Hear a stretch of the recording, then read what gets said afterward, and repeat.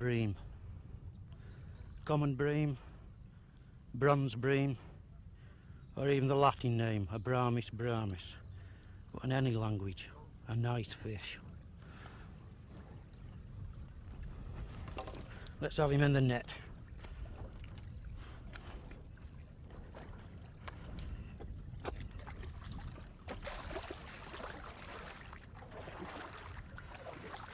I've staked the net quite a long way out today because this reservoir, as you can see, has lost a lot of water, and this is the only place I can find some deep water closer in, and the fish just wouldn't be deep enough at all.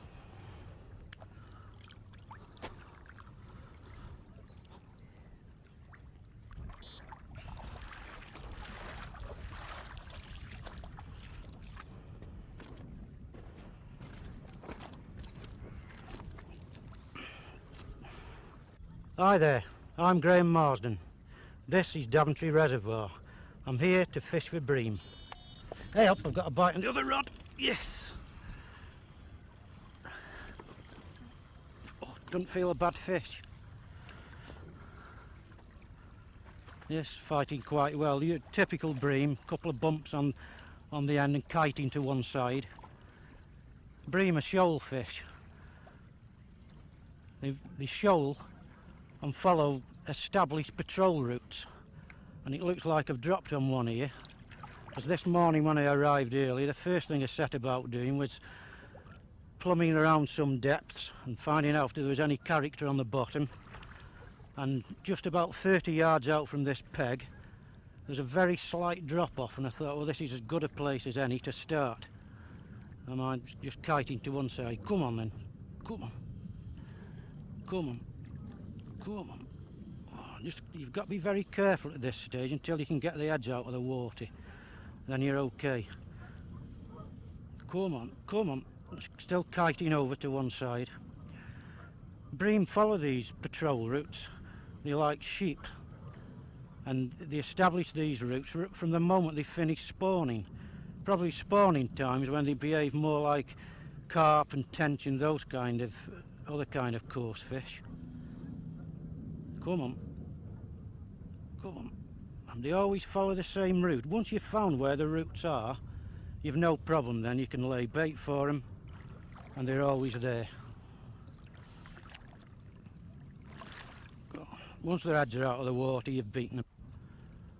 Well, that's not bad. About the same size as the other one. 3 or 4 pound.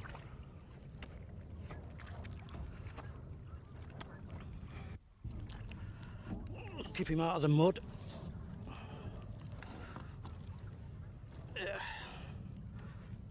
Yes, a nice fish. Typical shoal bream. Yeah, it's about 3 pounds, which Daventry Reservoir is noted for this size of bream.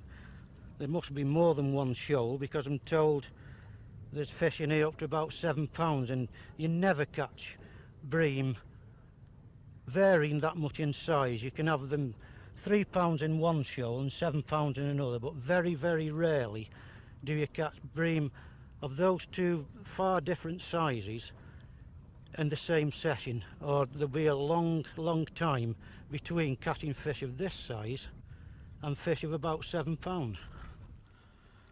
Let's have him in the net.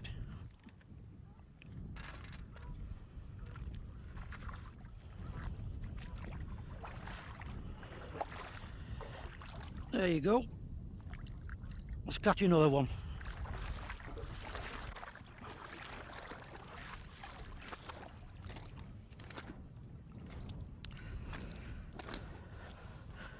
Well, sport's getting pretty hectic, isn't it? Let's take this opportunity to just talk about my setup here, because we don't want to be interrupted by all these bites all the time, do we? Right. Homemade rod pod this is. A bloke named Dave Sharp made it. All it is 4 tubes welded together, 1/2 inch inside bore, and wing nuts. And the beauty of this type of rod pod is that it uses ordinary rod rests. You don't need anything special. It's really handy to carry about. You can have a little pack and it fits in your tackle box, and there's no problem whatsoever. It's handy then for if you're on rocky ground, a very muddy ground like this, and it's infinitely adjustable. Here's the one rod rest here, which you can have the actual rod pod as far apart as you like, depending where your rings on the rod are situated. And it's really handy, much better than any commercial ones I've seen. I'm using bite alarms, and the reason for this is that I wanted to observe the water. Not such a setup isn't necessary here. You're much better with a quiver tip or a float, but this allows me to sit back and relax. I can pick my binoculars up, I can scan the water looking for bream rolling, and have a look at the wildlife. I can really enjoy myself, and that's what fishing's all about, innit? So there I am, sat back. I can look anywhere I like, don't even have to look at the rods at all, and I'll know the instant I get a bite. Butt indicators, again homemade. It's just an aluminium rod. This is actually aquarium stuff here, the transparent tube with a beta light in for night fishing. This is a sliding weight here in case there's a lot of undertow, a lot of drift. This is another sliding weight here, slightly heavier, which I can slide down right to this end and keep it weighted down if there's a hell of a lot of drift. And it's very fast to use, unlike ordinary bobbins which fly all over the place, they tangle around. This is always in the right position to use, much like a quiver tip or a swing tip, always there ready for action. And sometimes with bream, you've got to be ready all the time to keep casting in fast, because once you've got a shoal of bream in the swim, you've got to make the most of it. It's no use buggering about having a flask of tea before you cast in. The shoal can be gone. You've got to keep casting, keep feeding, keep that shoal there in the swim. Right, let's get casting. Let's catch some more fish. We'll put maggots on this rod. The fish I've caught have taken both worm and maggot, so I don't really know what the preference is. So I'll keep giving them a variety. So I'll put a couple of maggots on this rod. I'm fishing a 20s here. Put 2 yellow maggots on. That's what I've had one fish on already, yellow maggot.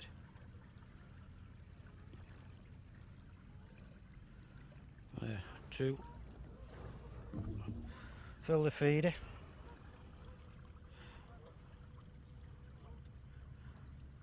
Casters, ground bait, all good stuff. Could eat it myself.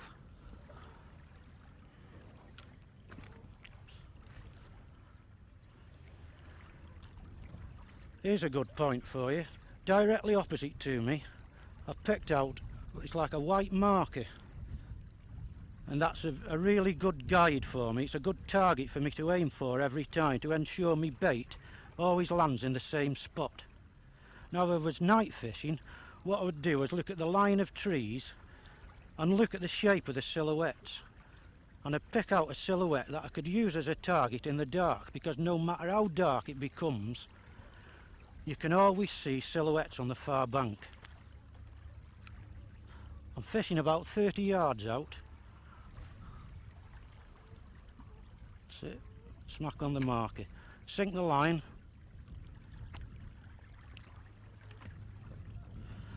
I put this on the right hand rod rest. Put the indicator on. Switch the alarm on. That's set up. Ready for fish. Let's get the other one in.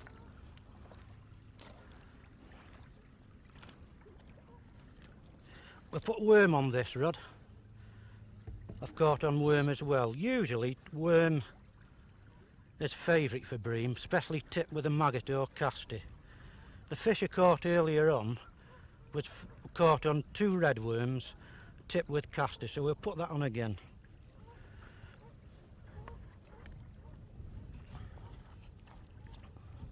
Only very small worms. Bream seem to prefer smaller worms. Sometimes the really big bream, when you're talking about 8, 9, 10 pound stuff, they prefer a big lobworm. But for bream, of this size, which we find in this reservoir, most shoals being 3 or 4 pound, like the stamp of fish we've been catching so far, they seem to prefer the smaller worm. 1, 2. Both worms hooked in the head, so plenty of wriggle still in them. I'm getting line bites now. That's 2 or 3 times that's gone off. It's a good sign, that is, because it means there's a good shoal of fish just moved into the swim. And what they're doing, they're milling round in the swim back and to, and they're picking up the line on the dorsal fin, and that's what's giving these line bites now. Got to make the most of these. Tip it with a caster like I did before. If by any chance I keep getting line bites and I'm not getting many proper bites to strike at, I would then move closer in. I would cast, say, a yard closer and then 2 yards closer, because what it means is the bulk of the shoal is then lying between where my bait is lying and you know, a few yards closer to me, so you've got to bring it back because he's picking the line up there. Right, 2 worms tipped with caster. Again, fill the feeder up, because it's essential we keep bait going in the swim. There's anything worse with bream, it's not keeping the bait going in, because all you'll do is lose the shoal. And any matchman will tell you this. If you haven't got bait in your swim, you just move on to your competitor's swim and you lose the match. Hang on, a little bit of a robble, as we call it in Staffordshire.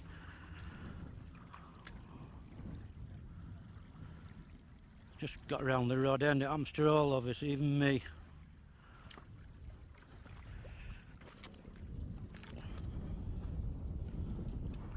That's it. Get back in. Line bites again. Should be in before long again. That's it. It's about 2 yards, that is, from the other rod, which is just about right, because you don't want to be baiting too big of area. That one's set up. Sank the line, put the indicator on, switch on. That's great, that is. Now then, the line bites seem to have slowed down a little bit, so let's take this opportunity to have a look at baits. Right, let's have a look at squats first. Feeder maggots, or squats. Always kept in sand, because that's what keeps them lively for longer.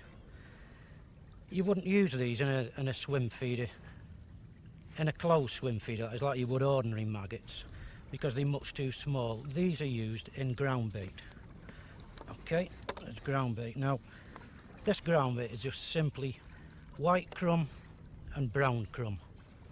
I don't use additives, not because I don't believe in them so much, but because I'm open-minded about it. I try anything new that comes on the market, and I think additives are confidence boosters. 90% of additives are just confidence boosters, and that's all. Anything that gives you confidence is worth using. But in this, it's simple. White crumb, brown crumb, and of course, casters. Now, casters are a tremendous holding bait for bream. If you can get casters into any bream swim, you'll keep them feeding in that swim for longer than any other bait. This is all that squats are doing, really. These feeder maggots, they're just a holding bait. You very rarely use them on a hook unless you're using a very small hook and match fishing, same as a 22s or a 24s. Then we've got ordinary maggots, yellow maggots, and white maggots. Now these are used for hook bait, and if you're using a block end feeder. You always take a variety of colours. I've just got the 2 with me today, yellow ones and white ones, because you never know on the day just what colour they want. Today I've caught on both white maggot and yellow maggot. I've caught on combinations of white and yellow. I've caught on caster, I've caught on worm. In other words, it's been a really good day where you can't really go wrong. The bream are hungry, they're having anything you throw at them. Probably favourite with bream, in any water really, a red worm.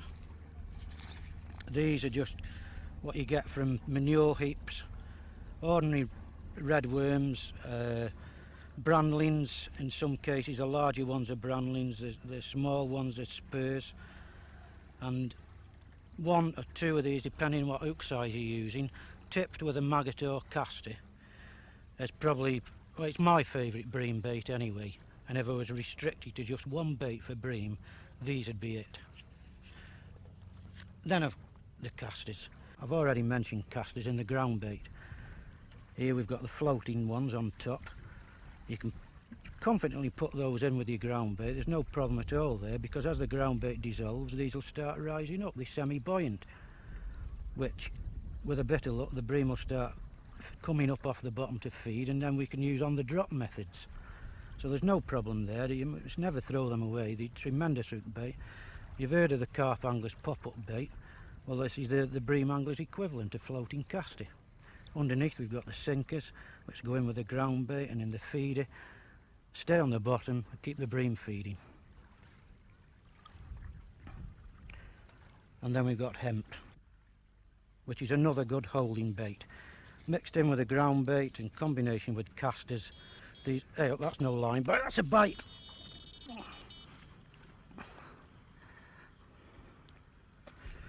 Oh yeah, another fair fish. Again, probably 3 or 4 pound. It feels about the same anyway. It's kiting over to the left. Typical bream. Come on then, come on me beauty, come on. Come and have a look at these Canada geese over there. Seagulls flying over, enjoy it with me. Get your head up and have a look, that's it. Come on then, come on, come on. There must be a load of fish in this swim now. I think I'll go on the quiver tip after. I think it's played out on the bite alarms now, we just don't need them. And get on the quiver tip and probably cast a lot more fish, even though I shall only be using 1 rod instead of 2. Should be a lot more action on the quiver. Oh yeah, another nice fish. Again, it's about 3 pound this one. Yeah, hook fairly in the scissors. Comes out nicely, whisker barb hook, no problems there. Yeah, lovely fish. It's a shame really, but these fish haven't long since spawned, and this is why they're looking a little bit worse for wear, because the spawning ritual, it doesn't half take it out of them. Very thin. This fish would probably weigh at least another 8 ounces, if not a pound, in another month or so when it's recovered. There, my beauty, get in. Let's have a go on the quiver. Okay, the sun's come out, it's a lovely day. Bream are in the swim, feeding well, and I've changed over to the quiver tip rod. I've also gone off the swim feeder onto a bum, which means I've got to fire ground bait in with a catapult. I've put 3 balls in, which should be enough to see how it goes. That's 1.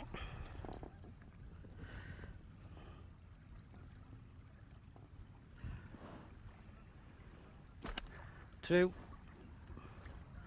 Keep it pretty tight, that's the secret really. There's no use spreading the fish around.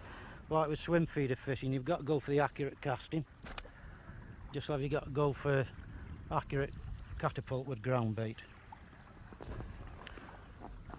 Right, another thing is, I'm using a rig now which you may not be familiar with.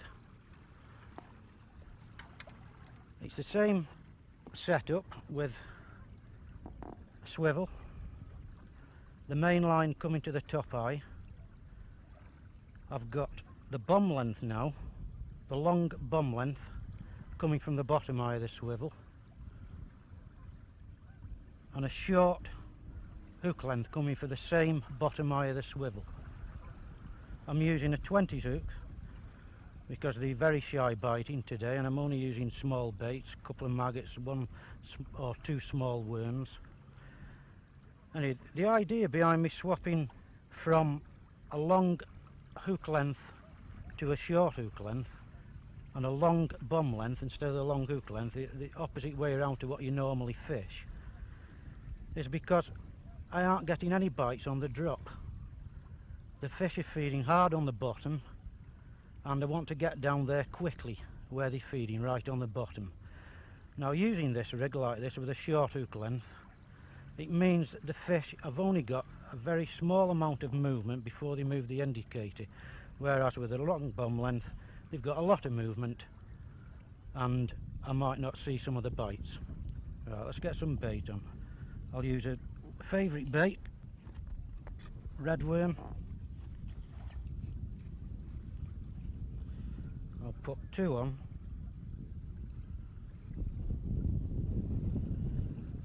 Like that, and I'll tip the worm with a caster. That seems to have been favourite today. I put a floating caster on. It won't exactly float off bottom because the weight of the worms will hold it down, but at least it'll give it that little bit of buoyancy which helps the fish to pick it up.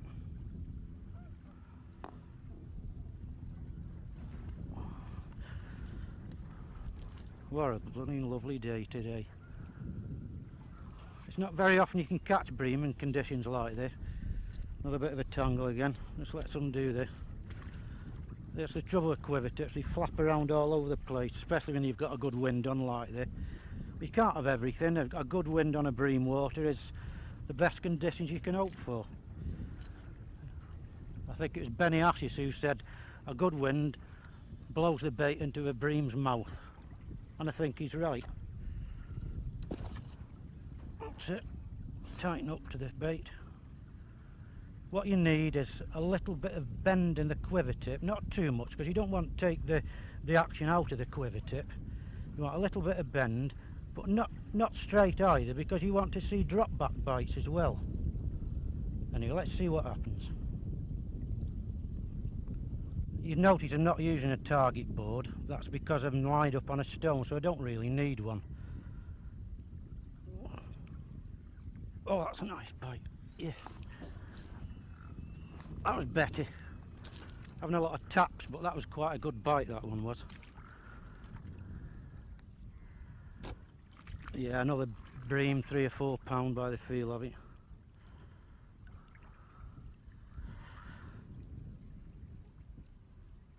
It's kiting over to the right. No, it feels different somehow. It's a hell of a big roach. If it's a roach, you know that much. I'm pretty sure it's not a bream. I'll have to be careful with this one. Come on, come on, come on, get your head up. That's no bream. I don't know what it is. If it's a roach, it's about 3 pound. Come on then. Come on. Come on. Come on, get your head up. Oh, it's a cruising carp. It's a cruising good one as well. What's that doing amongst the shoal of bream? Usually bream push everything else out of the swim. They won't allow anything else to feed with them. It's unusual, that is. Still very welcome. It's a lovely fish. Oh yeah, what a beautiful fish. Whoa, what a cracky. Look at that. What a really lovely fish. Beautiful. Lovely fins and everything here. Oh, that's great, that is. If there's any more of those out there, I doubt it. Let's have him in the net. Oh, that's tremendous, that. Right. In you go.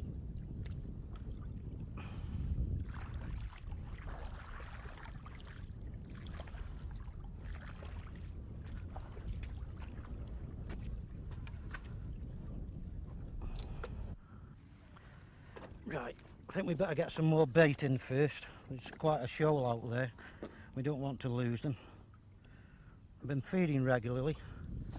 Just put a couple of balls in now because I don't want to put too much, because overfeed them, that's just as bad as not putting enough.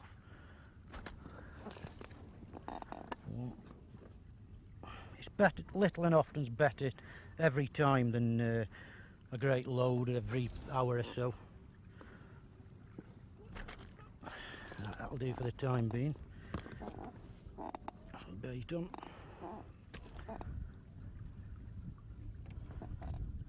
Worm again, successful bait.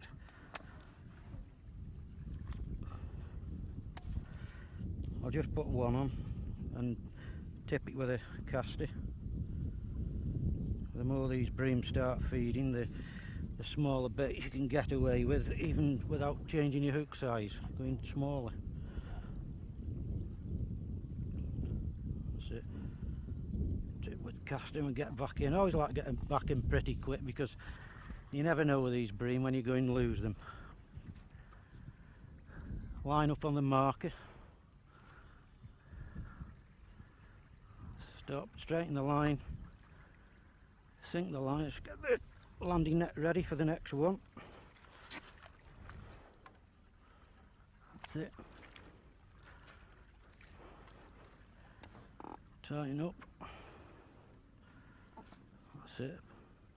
You want it bent just about like that so that it'll register a drop back bite or a pull bite, because you never know what's going to happen. They could come towards you or go away from you, you just never know.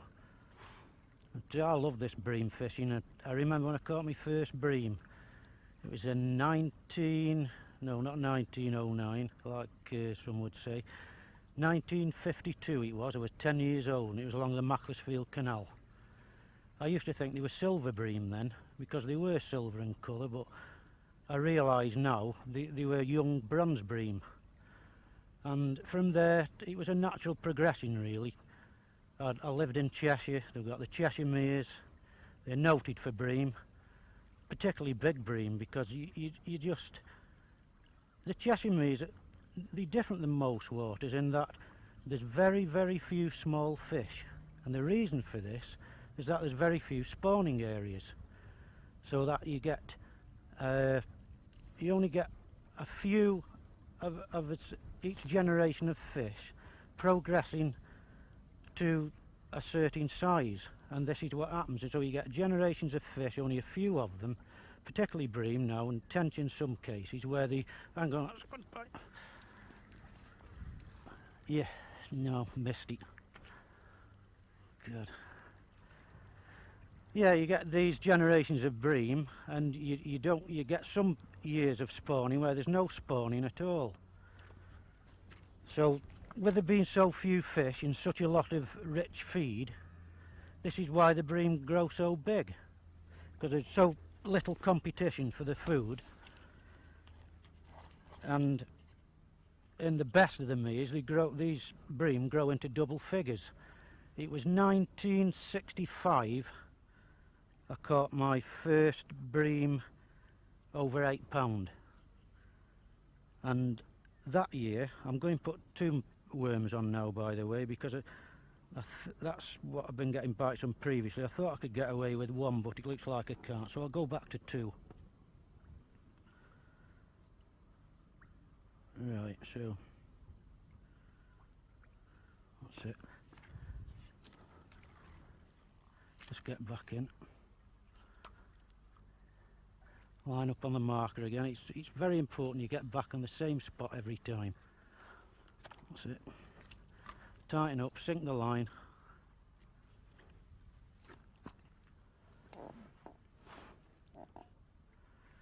Yeah, in the 1970s I went on to catch bream of £9, and then so on up to double figures, and in those days, before the days of Queenford, well, in the first place it was the TC pit. It was one of the first waters to start producing bream in the 13 and 14 pound bracket. From the TC pit it's gone to Queenford Lagoon, which is producing fish now, well, the biggest now is 16 pound. The record came from a Staffordshire mere, which is 16 pound 6 ounce. Now where I fish, they're not up to that standard yet, but there's every sign of that these fish are growing all the time. My best one so far is 11 pound 15 ounce, just an ounce off 12 pound. And I hope to better that eventually, obviously, but I like to fish close to home, I do. I don't believe in travelling all over the country. I believe in getting the best out of my own waters. And my own waters have got some of the best bream fishing there is. So there's no point in me chasing around all over the place. I just love bream fishing. I can go island, I can catch 100, 200, 300 pounds of fish in the 5, 6, 7 pound bracket, and I can enjoy that just the same as going on a Cheshire Mere for one night and catching 1 9 pound, 10 pound fish. Only the other week I had 5, 8 pound 2, 8.5, 10 pound 3, 10.5, and my best one 11.15. I actually caught my best one this year. Oh, it's another bite. No, something wrong somewhere. Oh, he swam towards me. I haven't missed it after all. Yes, come on. See what I mean about ringing the changes? That's with just going on a double worm. I got the bites back, and I tipped that with a maggot actually instead of a caster. It could just be now the on maggot rather than caster. That could have made all the difference. But it pays to keep swapping around. You just don't know what they're going to want next. Yes, it's good fish. Good fish there. Yeah. It's definitely not another crucian carp. Come on. Oh, come on. Surprising, some bream, they can get their heads down and bore off just like tench. Others, as soon as you lift their head up, they just give up. It's a waste of time. This is going pretty well. It's a good one, this. Go, come on. Come on. Yeah, we'll try a double worm again. Paid off this time. Come on then. It could be the maggot they went for though. Like I say, it may pay to change to 2 or 3 maggots on it or no worm at all. Go on, here she comes. Here she comes. Like a bronze submarine cleaving the water. Yeah, beautiful. Beautiful sight. What a lovely sight. And that sun there. Gorgeous. Come on then. Come on, baby. Come on. Come on. Don't turn around. You're not supposed to do that. You know, everybody thinks that bream give up. They've not met you before, have they? Come on then. Come on. Oh yes. A little bit better this one. Nice fish. Yeah. Oh, smashing. Yeah, I think I'll try 2 or 3 maggots next. Just see if it's maggots that they're on rather than worm. Behave yourself. Behave. Come on then. Come on. Quieten down. Yeah, it's a lively one. No wonder it fought well. Yes. Better condition than the others. It looks as though it spawned a bit earlier than the others and it's recovered faster. Oh yeah, much better fish. Yeah, let's give him a bit of a swell off. And you can have a look at him. Yeah. Yeah, look at that. Beautiful.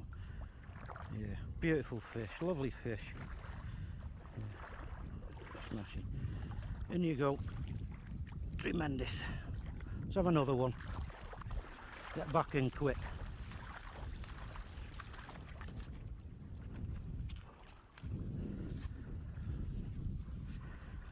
That's it. Right, I'll try 2 or 3 maggots. See if it's that made the difference rather than the worm.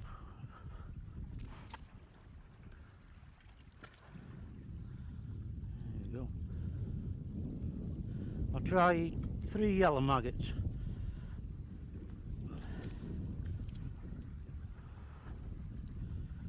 If that doesn't work, I'll try 3 white maggots. And if that doesn't work, I'll go back on worm. Who knows? That's what I like about this bream fishing though. Once you've got the shoal in the swim, you can have sport like this for hours and hours. You keep feeding them, keep them in the swim. That's the important thing.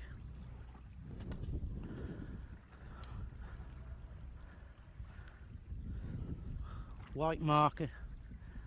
Line up, back in the same spot, sink the line. When you've got a good chop on the water like this, it's easy to sink the line, no problem at all. It's when the water's flat calm it's difficult to sink your line then. It's beautiful conditions now for bream. Probably if it was a bit dull, it's probably the brightness is against good bream fishing, but mind you, that hasn't come about today because I've kept the fish in the swim by regular baiting. The weather hasn't really made a lot of difference, but a chop on the water like this is great for bream fishing. Superb conditions. Yes. Yeah. Another one. Swim's full of fish now. Queuing up for the bait. Oh yes, this is nice. Oh yeah, yeah, come on. Come on. Oh yeah, you can tell a bream anywhere. Bump, bump, it's there. Yeah, come on baby, come on. Come on. I love this bream fishing. A lot of people think I use very heavy lines just because I'm known in some quarters as a specialist angler and I've caught double figure bream. But I'll learn from anybody. Matchmen, I've learned a lot from match fishermen. Match fishermen like Ivan Marks and Mark Downs. Great anglers. And I've no problems at all going down to a 1.7 line and a 20 zook. Ever think that's what's necessary? In fact, I've had 2 double figure bream altogether on 1.7 and 20s. And the reason I don't go down to that kind of light tackle just for the sakes of it, but at the time the bream were bubbling and I couldn't get a bite on anything else. I was float fishing and the bream were on bloodworm, obviously on bloodworm, so I used very, very small, come on baby, come on, you're in now, very, very small red worms on a 20 zook, and that's how I managed to get one out. On any heavier tackle I just wouldn't have caught one. Like I say, I don't mind if I go on a 60 zook and a 5 pound line, or a 1.7 and a 20 zook. I'm just bothered about catching. Come on. Oh, a bit mucky out of the mud. Come on then. Oh, nicely in the top mouth. They're queuing up out there, there's no doubt about that. Let's give him a swill off, he's a bit mucky.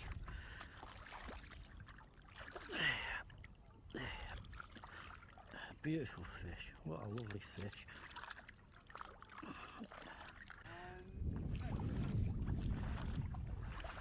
You know, Canada geese honking. I think they're cheering me on, they know I'm catching. There you go, in you go. Yeah, loads of them over on that far bank.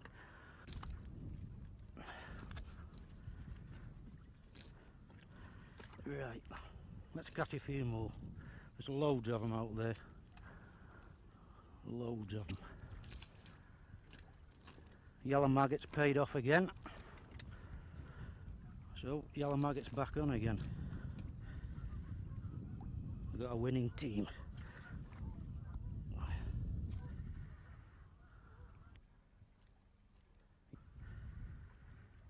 The worst at night and everything's all quiet and you're night fishing and they come, a great big flock of them come down to the water and go crashing in. It's usually straight on top of your bream swim, but it doesn't seem to make any difference because the bream realise there's no danger to them. They know what they are. They know the difference between something that's a danger to them and something that isn't.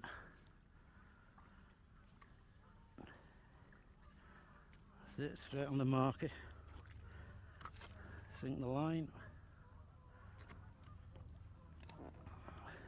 Right, let's have another one. Oh, missed it. Oh dear, that's for not concentrating. That's what you get for not concentrating. I was talking to you instead. Let's bait up again and get back in. Oh, it wasn't a line bite though, the bait's gone. Let's get some new bait on. It looks like these bream are still on yellow maggots, so let's have some more on. I'm using 2 on a 20s at the moment. If they keep feeding like they are, I'll probably go on a slightly bigger hook.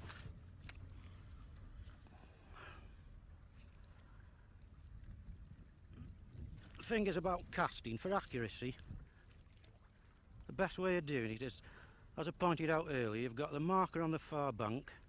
What you do, point the butt at the marker, keep the butt and the rod perfectly straight like that, and you've got to imagine this butt being the spoke of a wheel with the spindle in the middle, and you're revolving this butt like a spindle, like the spoke of a wheel, keeping that perfectly still and just revolving. So you're pushing with this hand and pulling with this one.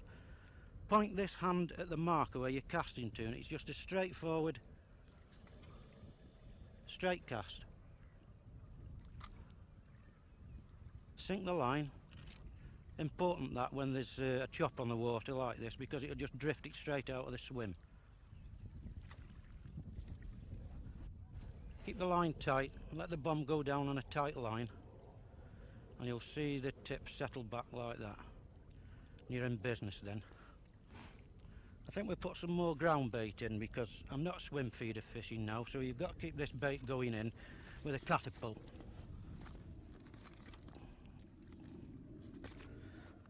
I'll just put 3 balls of bait in, because it wasn't too long ago I put 3 balls in there, and you've got to do it regularly. Again, aim for the marker,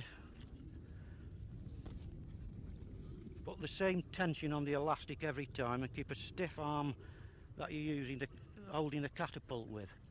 You keep that in the same position, pull back to the same point on your body as I am with my left hand. Catapult on the side, that's how I prefer it. You may find better for yourself if you use a catapult more upside down, which is the worst thing you can do is use it like that, because you wrap your knuckles that way. Right, one more. Seen quite a few herons fly over today, by the way. One's just landed. There must be a heronry over there where all the Canada geese are. That's another one just landed. That's it. Now then, let's get back to the fishing.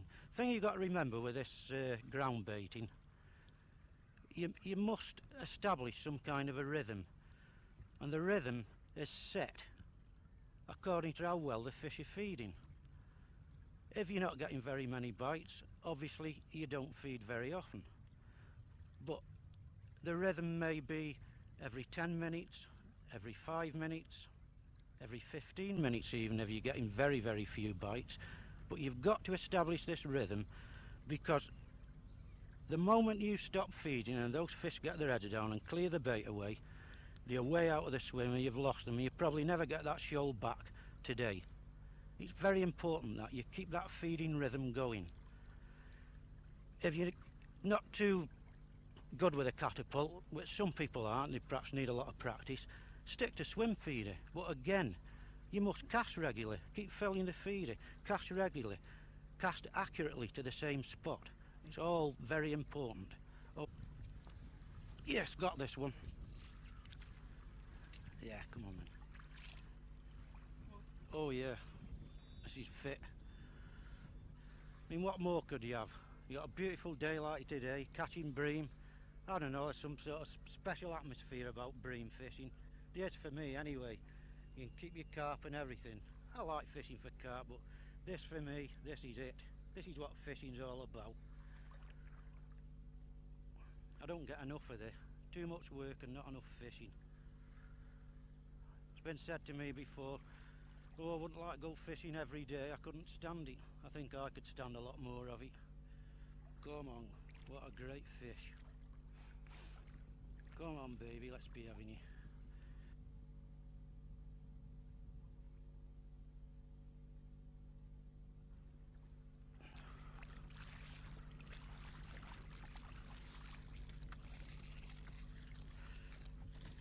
Come on then. Come to your dad.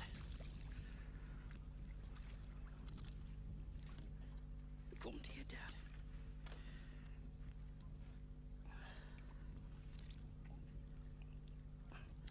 Oh yeah, very nice, very nice. Be still, be still. Yeah, beautiful. Hooks come out. Hook slipped out while it was in the net. It just shows what a delicate hold it was. Mine, it was only a 20s. Let's give him a swill off. Bit muddy. Careful he doesn't slip back.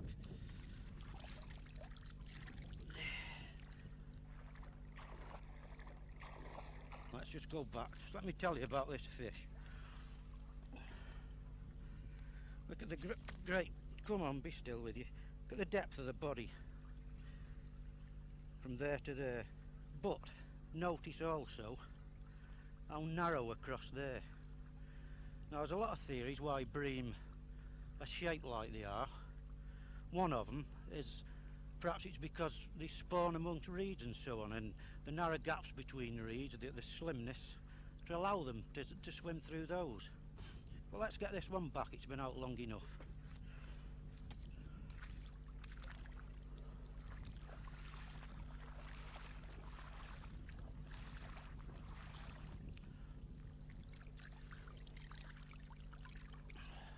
Yeah, baby, we'll get another one.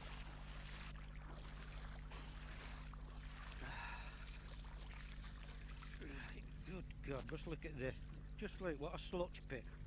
Who cares, fish in the swim, great stuff.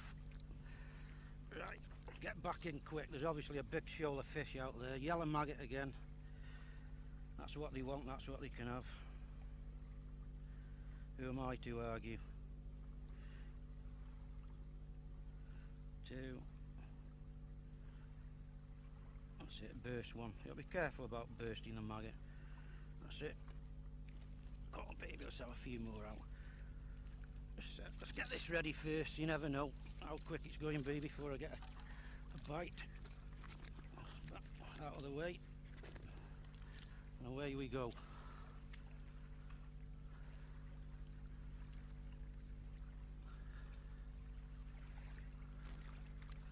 Sink the line. Now this is the speed of the quiver tip, this is what it's good for. As soon as it gets bottom it's ready. Oh! Yes, we're in again. We're in again. Come on then. Now you'll notice how I'm playing this fish. A lot of anglers make the mistake, they think that, oh, got to put side strain on like this and side strain on like that. You're doing one thing when you're doing that, and that's making a bigger hole in the fish's lip. Because since today I'm only using a 20s hook, very very fine wired. If you're doing that all the time, all you're doing is working the hook round and making a bigger hole. The other thing is, keep the rod straight up, just keep it straight like that. Wind the rod down to the fish, let the rod do the work, that's what it's all about. Why should you do it when you've got a rod and a reel do it for you? Wind down to the fish, pull. Wind down to the fish, pull. Simple, keep it simple. Once the bream's got its head up like that, it's beaten, it's finished. And that applies to whether you're using light lines, heavy lines. That's the way to play a fish. Go on, mate. Oh, yeah. Oh, I think it's a little bit better, this one. Yeah. I don't like all this mud at all. Yeah. For the fish's sake, anyway. Oh, yeah, that's nice. Yeah, but slightly lighter colour. That's another thing about bream. You can get dark ones and light ones, bronze ones, silver ones. I don't mean the true silver bream species. They're just young bronze bream. That's it.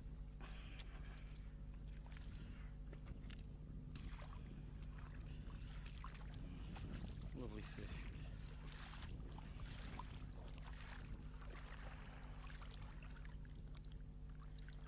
Away you go.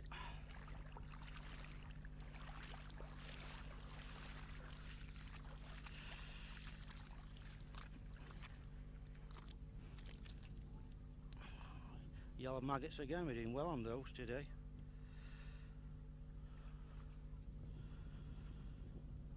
Technical hitch. Happens to all of us. It's only a microbarb hook, but if you're careful you can get them out without any problem really. That's it, we're away. Ready for back in for another one. But yellow maggots again. I'll have another one out.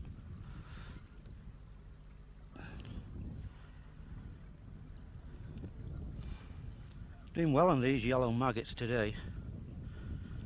No problem. Usually worm most waters. In fact, I started catching on worm, as you remember earlier. But they've gone on to these yellow maggots and we haven't gone wrong since. I'm in too big. Here, get out there. I can't wait to catch him.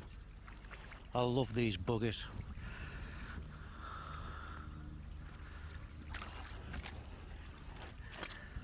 Right, come on then. Let's have another.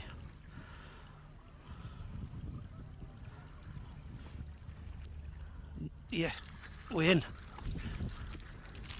Come on then.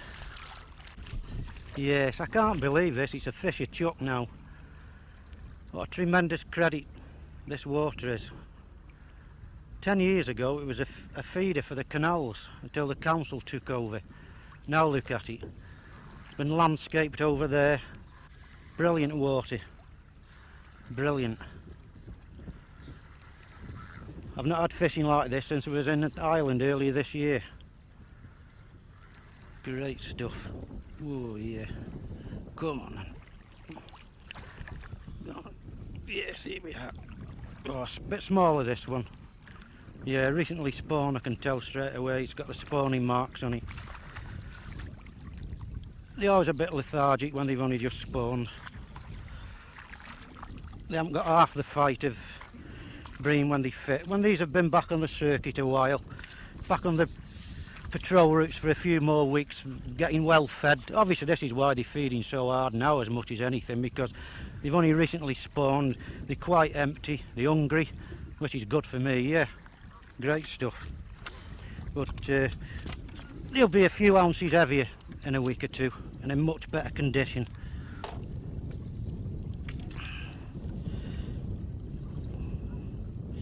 Nicely hooked and top lip. That's what I mean, little bit tatty from spawning, that is. Shame, but still.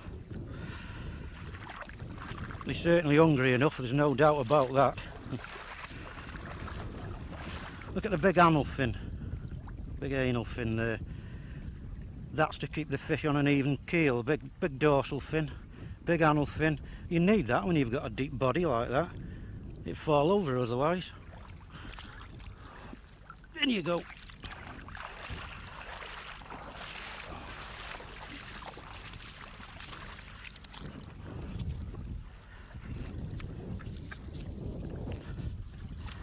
Let's get back out there quick as we can. They're queuing up for it.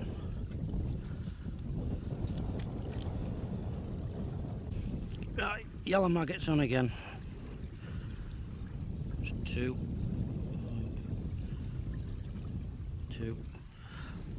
Let's get back in for them. There's loads of fish here. Point the butt at the marker. Straight cast. Exactly the same spot. I don't know if you've noticed, but look at how the wind's pushed up now. It's really hammering into this bank. It's this unique shape, I'm told, of the reservoir when you get a southerly wind on. Causes all sorts of strange effects in the trees and so on. It's good for me because it's pushing the wind into this bank, and there's nothing better for bream fishing. It's tremendous there. Right, come on then, let's have another. Well, I've had a great day's fishing. I'm going to catch one more before I go home.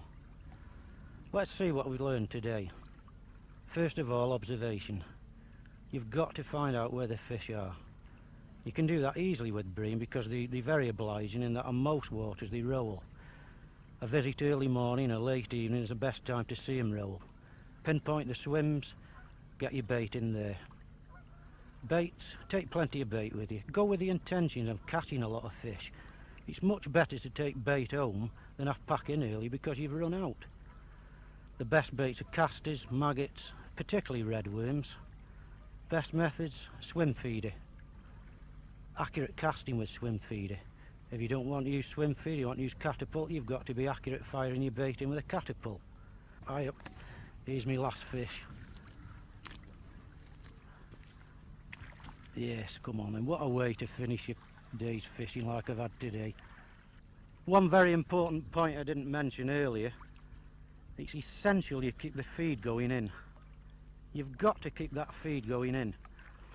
Whether you're baiting with catapult or swim feeder, you've got to establish that rhythm where that feed is going in all the time. You can't afford for the shoal to lose interest and move out with a swim.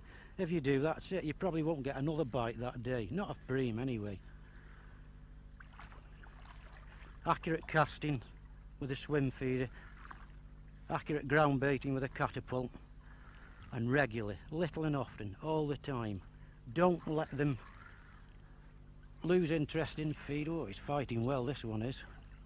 I think this is a slightly better fish. Great stuff. Come on then. Come on. Yes, yes.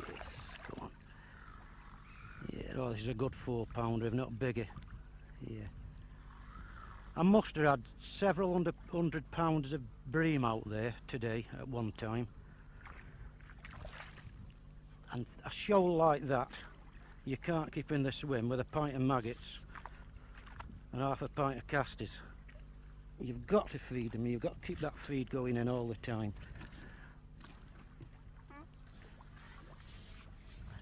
Of the better of two evils, if you like, I think it's better to slightly overfeed with shoals of bream like this, risk overfeeding them, rather than not put enough and lose the shoal.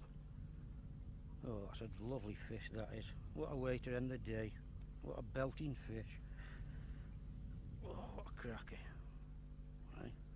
Beautiful. It's a great way to end the day. Let's pop him in the net and we'll see what we've caught. Magic. There you go. Oh, fantastic. Let's have a look what we've had.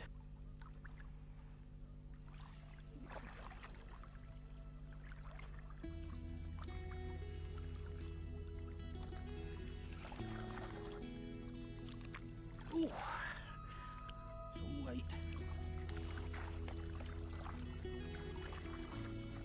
Oh, some nice fish here.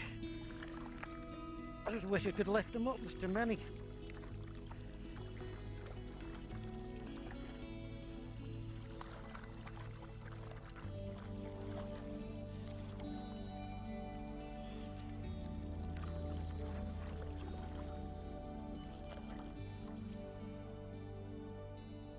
Well, I think it's safe to say I should be coming back to Daventry Reservoir again.